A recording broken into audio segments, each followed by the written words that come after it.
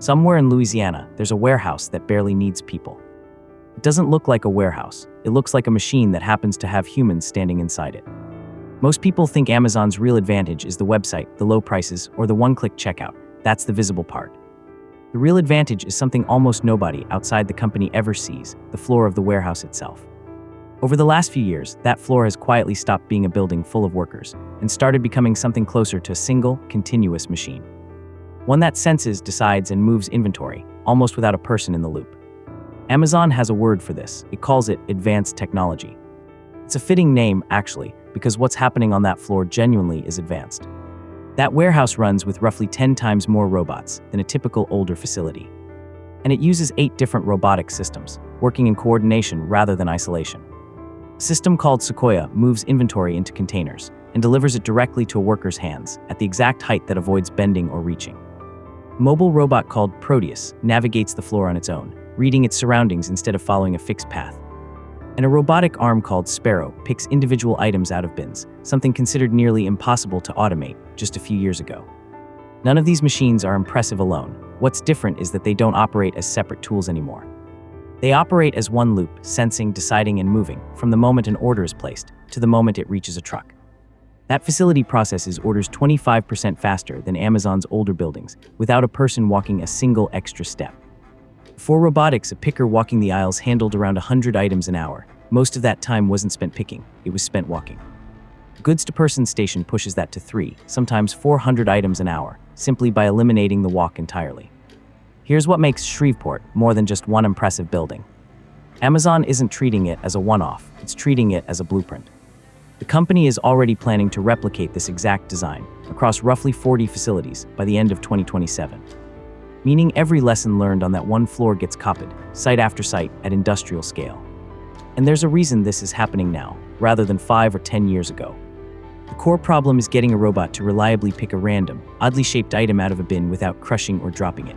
It was, until recently, one of the hardest unsolved problems in robotics. Computer vision and AI made that possible only in the last few years. So Amazon isn't just buying more machines. It's replicating a solved problem over and over, faster than competitors can even define the problem for themselves. So the real question isn't whether the technology works. It's what's actually left for a human to do inside a building engineered like this. This same efficiency drive is documented in surprising detail. Internal Amazon strategy documents, reviewed by the New York Times this year, laid out the company's automation math in blunt terms. Automating a single item that Amazon picks, packs, and delivers saves the company about 30 cents. That sounds small until it's multiplied across billions of packages a year. By 2027, those same documents show Amazon avoiding the hiring of more than 160,000 workers it would otherwise need in the United States.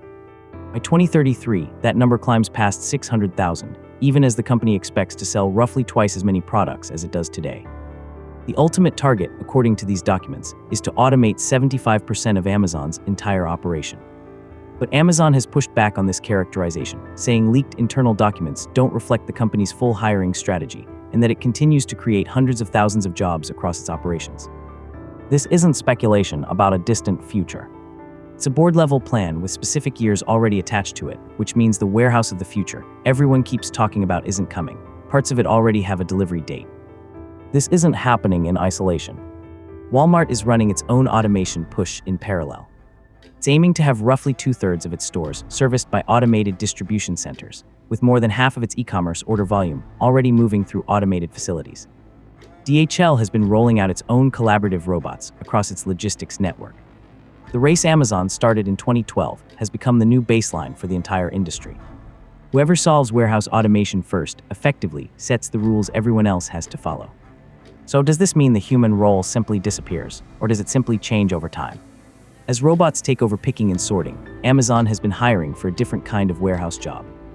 Robotics technicians who keep thousands of machines running, engineers who maintain the software behind them, and specialists who train the AI models on new products it hasn't seen before. The job doesn't vanish, it shifts upstream, from moving boxes to maintaining the system that moves boxes.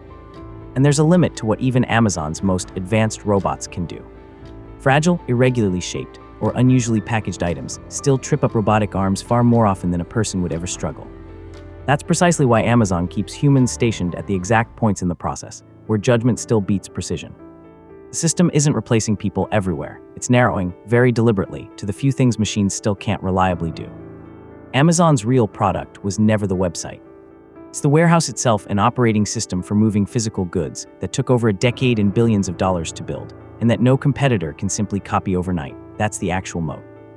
And if you enjoy documentaries about the business strategies shaping the future, subscribe for more.